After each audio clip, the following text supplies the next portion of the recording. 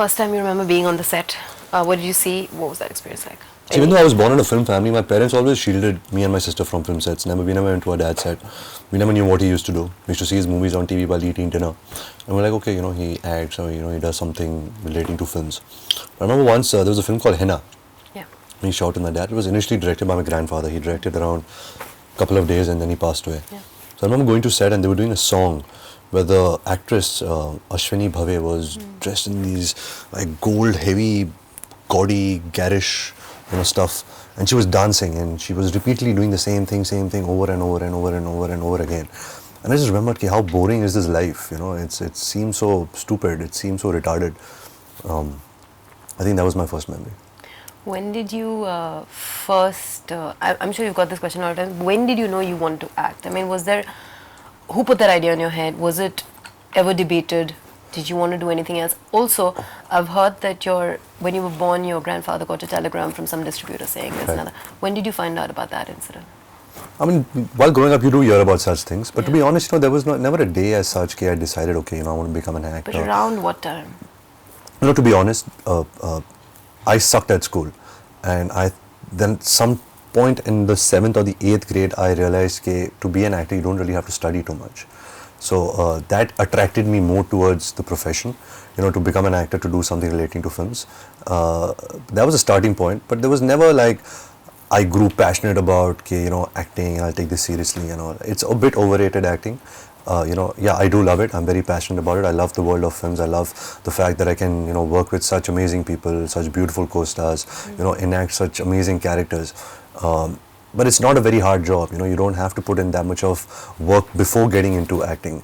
It's only once you become an actor, that's when you really have to, I guess, just have a bank of some emotional memory, experiences, exposure in life, intelligence, and you just kind of evolve as a person, with time and with films.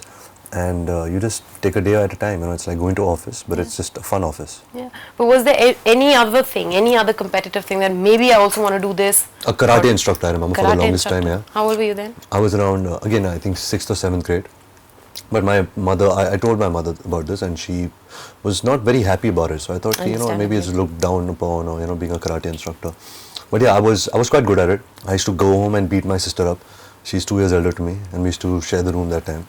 So I think that's the time when my mom really asked me to stop, learning karate, because I think I was concentrating more on karate than my film studies. Okay. Do you have formal film education? Did you study acting? I did. See, there was a point after the 12th grade that it was a norm that, every kid was sent to America for business studies. Yeah. Even if agar actor banna hai, to if you fail as an actor, you need some,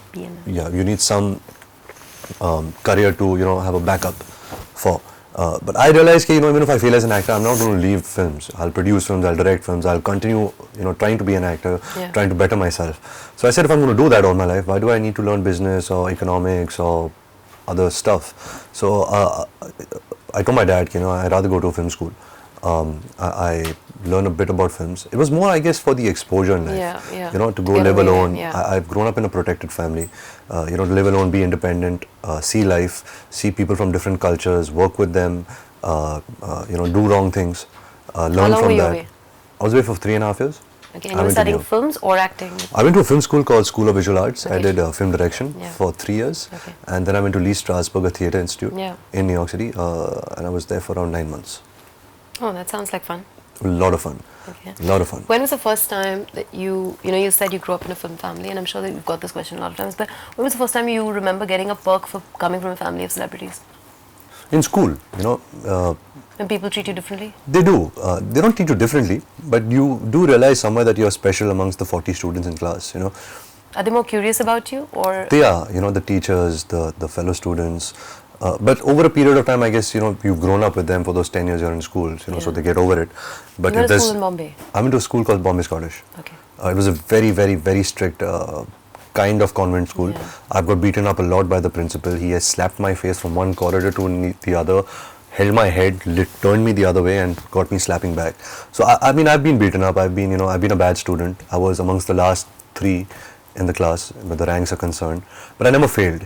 I always managed to pass the year. I got 54.3% in my 10th grade. My the best of 5 was 58%. And I remember I was in New York that time. My father was directing a movie called Tabloids. I was assisting him. So my mother, who was in Bombay, went to get the results. And when she got the results, she called me and she was crying and she just could not believe that I passed the 10th grade.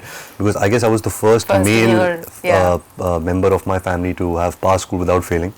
I remember my grandmother was in New York, my uncles, my father, they were jubilant. They were like, man, our son is a genius for 54.3%.